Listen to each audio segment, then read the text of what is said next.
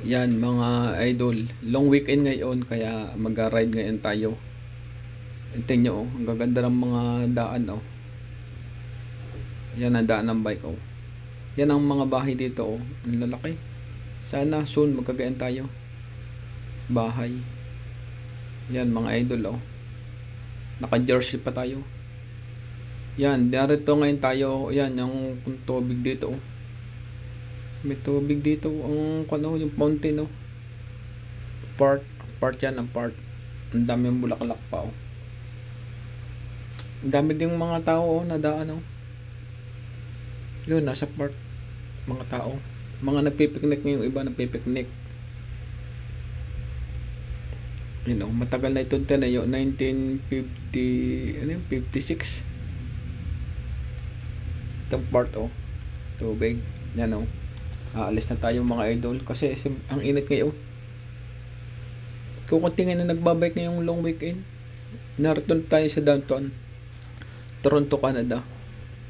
Yan, kaya dito tayo lagi nadaan sa mga ganitong puno kasi para hindi tayo mainit ng gasino. Pagka long ride, ganito ang ginagawa ko. Patago-tago muna sa mga puno. Mahirap kasi bumanat sa karsada. Yan ang kagandahan dito sa Canada Yan, madilaw-dilaw na yung puno. Malapit naman laglag yung mga dahon, magpupul na. Yan mga tindahan pa ng pagkain. Pagka nagugutom, yan, dumaan. Ay ako naman, may mga dala na rin ako. Halos mga pagkain din, mga bar. Tapos tubig, okay na. Pag nagutom, nakakain ako ng kanin. Mga first price para mga heavy. Pagka long ride na malalayo. Itong ginagawa natin ngayon, malapit-lapit naman kaya hindi pa kasi na tayo magugutom. Pailan-ilan na nagbabay kayo Hindi kagaya nung last week na marami-rami. Hindi na maalaman ngayon ang panahon ngayon Summer, malamig. Dati naman pagka summer, mainit na talaga. Tsaka ngayong year nito, maraming ulan. Yan mga nagbabike. Itong mga sasakyang yan ay yung mga nasa lake, mga naliligo. Dito nagpa-parking.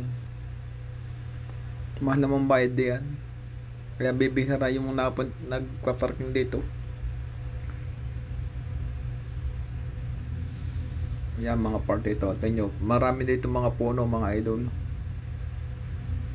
Dito sa Canada. Yan ang takbuhan natin ngayon Yan, alalay lang. Hindi man tayo nagmamadali sa takbuhan Yan, basta ganito lang ang takbuhan natin Siguro takbo natin mga 10 lang. Maximum 10. Maganda naman ang daan. Kaya natin ng mga 20. Kaya lang hindi naman tayo tatakbo ng 20. Hindi man tayo nagmamadali. Yan may mga parent pa na bike. Hindi man tayo nagmamadali ngayon sa ride na ito Okay lang. Mga 3 oras lang tayo magbabike. Okay na. Kaya na tayo natatagalan sa pagbabike Yan. Kaya hinahabaan natin ang oras. Yan. Ganito lang takbuhan. Tapos pa-video-video, pa-picture-picture. Yun ang nakakatagal Pero kung dire-diretso ng pagbabike, siguro mga 3 oras. Malayo na. Mga 60-70 km. Ngayon naka 56 km lang tayo. Balikan na yung papunta sa amin. 3 hours mahigit. Yan, ganito lang ang takbuhan natin. Maganda pala magbike kasi pag narating mo na, yan mga pitsaw, tindahan. Pag narating mo na yung pupuntahan mo, masaya ka na. Yan ang dami mga bike yan mga bike na mga rent yan.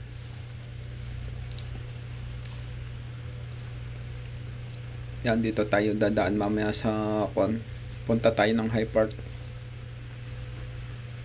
Yan, jogging pa mga tao.